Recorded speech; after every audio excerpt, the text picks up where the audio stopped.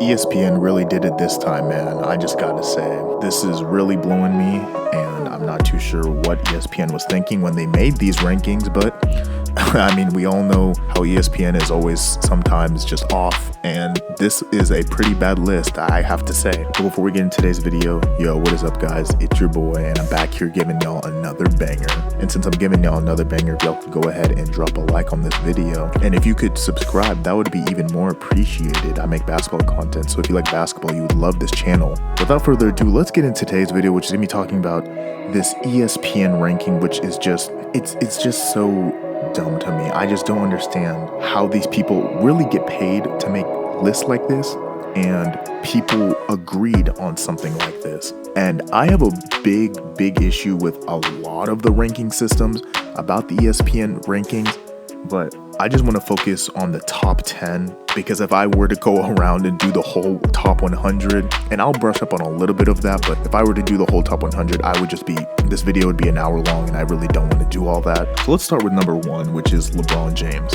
I think everyone agrees on that, especially after this finals run, finals MVP. I think he definitely regained the throne if you thought he lost it. I think nobody really disputes that LeBron James is the best player in the world currently. Now, I get that this ESPN list is designed for what people are going to predict at the end of the season.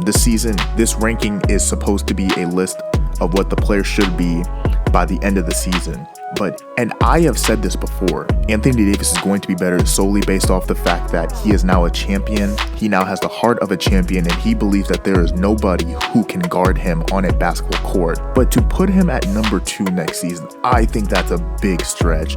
I just don't see that. I see him as maybe a top 5 player coming into next season and finishing as a top 5 player, but I just can't see Anthony Davis becoming a number 2 player on the planet Earth next season. I just don't see that. I think that's a really big stretch. Number 3, we have Giannis, and I'm fine with that. I believe Giannis is a top 3 player. If you want to move him at 2, that's also fine. But I think you can't put Anthony Davis above Giannis for this sole reason, and that's because Giannis doesn't have LeBron James as a teammate. And I'm not saying that Anthony Davis isn't as good as he is, because he is, but when you have LeBron James next to you, you're gonna look a little extra good, because the defense can't always collapse on you because they have to worry about LeBron James right next to you. So I believe people forget that Anthony Davis was getting Wilt Chamberlain comparisons in the middle of the season. His PER was ridiculous. I think a lot of this is a little bit of bias because he did flame out in the playoffs, and that is on him. But you can't put Anthony Davis above Giannis because he does have LeBron James. That is just my opinion. And I'm not even saying that Anthony Davis can't become the second or even the best player in the world because he's playing with LeBron James. But I'm just saying, as for right now, you do have to give Giannis the benefit of the doubt because he is not playing with a LeBron James level player next to him.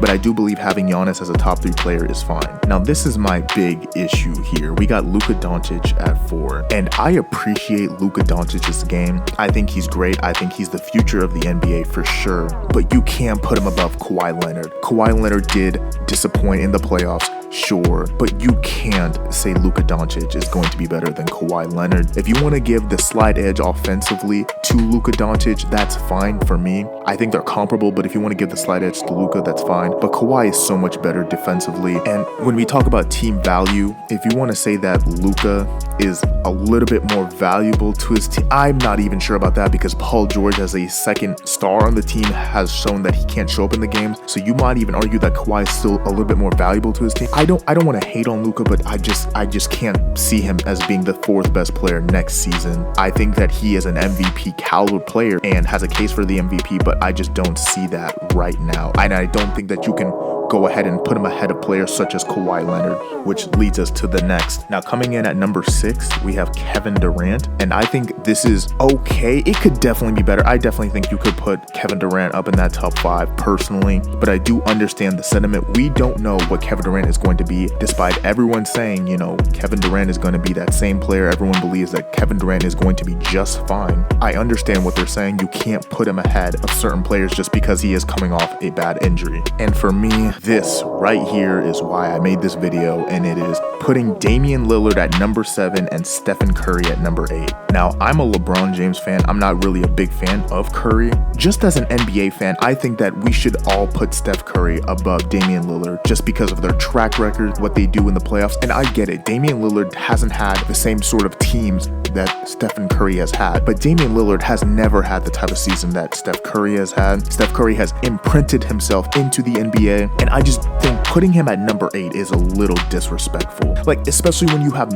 Damian Lillard right ahead of him. I just don't think you have an argument to put Damian Lillard ahead of Steph Curry right now. Even going into next season, I think the majority of people would still take Steph Curry over Damian Lillard. That's no disrespect to Damian Lillard, but I just believe that Stephen Curry, still heading into this next season, is still a better player and more valuable to his team than a Damian Lillard. And even that, I would still venture out into say, I would still probably have James Harden over Damian Lillard. I don't think that's really a stretch to say. He's averaged 30 over the last 3 seasons. He's fresh off a season where he just averaged 34. You can say whatever you want about James Harden on defense. Damian Lillard isn't that much better on defense either. Like, when you really compare what they do on defense, it's pretty comparable, and what James Harden does offensively is a little bit more explosive than what Damian Lillard can provide. So putting Damian Lillard at 7 ahead of Stephen Curry and James Harden, I strongly disagree. This is just flawed. I don't believe that you can safely say that Damian Lillard going into next season is going to be better than Steph Curry. That's my main issue. I don't believe that you can put Steph Curry as the 8th best player coming into next season. Now, moving off this top 10 list, this is just kind of a bonus. Why is Tyler Hero higher than both Blake Griffin and D'Angelo Russell?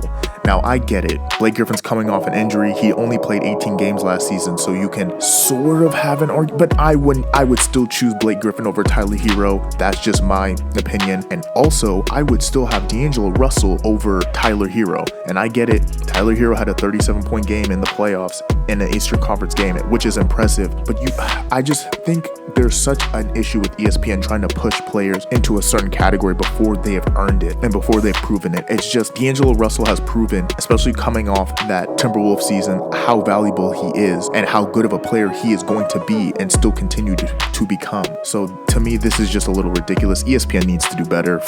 Just straight up, they have to do better than this. This is just kind of pathetic. In my opinion, this list was just a bunch of doo-doo. Like, I don't like this list, and it's just bad. But without further ado, guys, that's all I have for you guys today. Thank you guys so much for listening. If you did this far, please drop a like if you haven't already, and please subscribe if you haven't already too. But without further ado, guys, that's all I have for you guys today, and I am out. Peace.